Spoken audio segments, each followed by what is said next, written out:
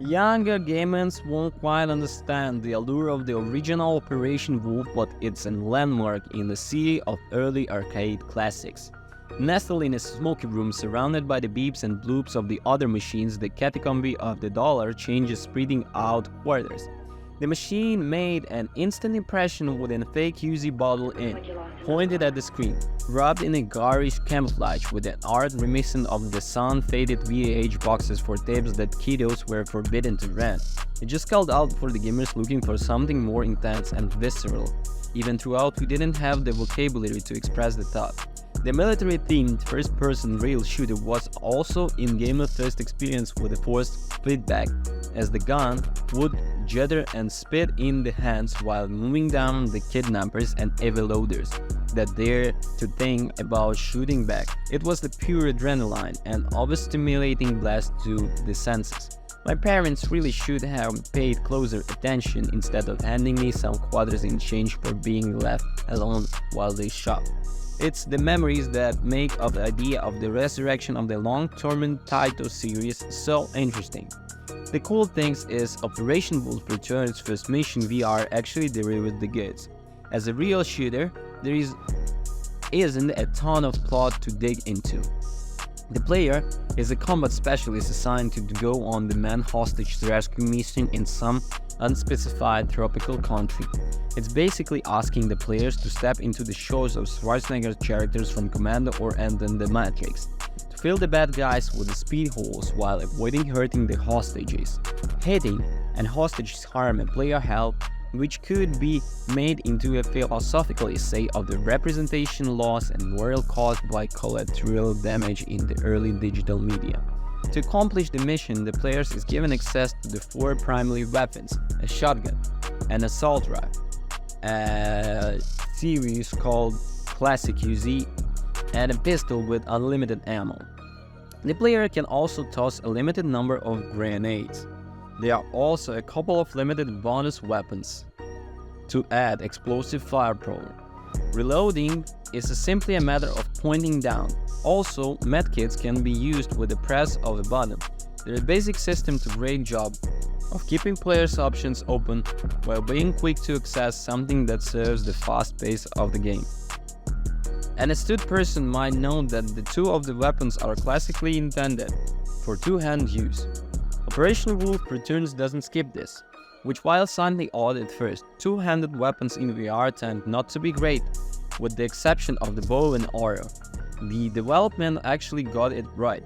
The player holds both controllers in the pantomime of holding the weapon, but it's extremely forgiving. The on-screen reticle always allows for simple general aiming, while a square chaser can use iron signs to rack up the household bonuses. The only weapon complaint comes from the shotgun. Strangely, it's pretty much useless short range due to wide spray. It's great for taking out the large groups of mid-range enemies, but its spread is so updating that innocent can and will also be hit even if they are nowhere near where the player is aiming. After getting to know the weapons, this was least used because even the weak pistol is more consistently useful.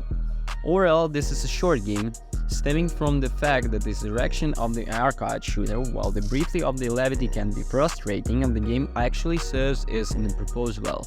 It's nice to throw on headset and blast throughout the waves of enemies moving down behind choppers and freaking giga tank. Have a full experience and then be done. Of course, difficulty levels and replayability, but good rail shooter is one that is fun to just do over and over again, causing havoc and chaos, and there are cool sequences and explosive reaction to enjoy. Some of it comes from leaving enemy placement to avoid some of the devious cheap hits. But what really locks Operation Wolf Returns as must-play VR title is ability to dodge the bullets. The player can see them coming, sometimes shot them out of air, but it's often best to duck or weave. Hearing on the telltale ways as the fires pass the year. Other VR titles have done this well, but this also stand out in making the player feel completely badass. There are also a complete of other places where the game could be improved other than the accused shotgun. First, and this probably unreasonable, but it would have been nice if the attitude and article could be just showing on screen and letting the player point and shot when this begin, not asking for the arcade graphic preview replica here. The other criticism is the endless mode. All you can beat is slow and tedious. After a few waves to get acclimated to the settings, it's a simple matter of the hearings where the enemy is spinning around and shooting. The waves are short, making it feels like more time is spent waiting for the countdown for the next spawn compared to actually playing. I made it the wave 40 something and decided just to let myself be killed despite all allure of the leaderboard. Despite a short wish list of the things that I would improve, Operation Wolf First Mission VR is a pleasant surprise. The assumptions was that it would trade on the name but be big standard VR rail shooter with nothing to really add. Instead, newcomer developer Virtualis Gaming threads the needle, making a title that is rewilding to the original arcade while doing new things to amp the action. It's not the second coming of the VR rail shooter, but it's extremely solid and just darn fun. It's unreasonable if understandable if the people see this and think it's just another VR shooter.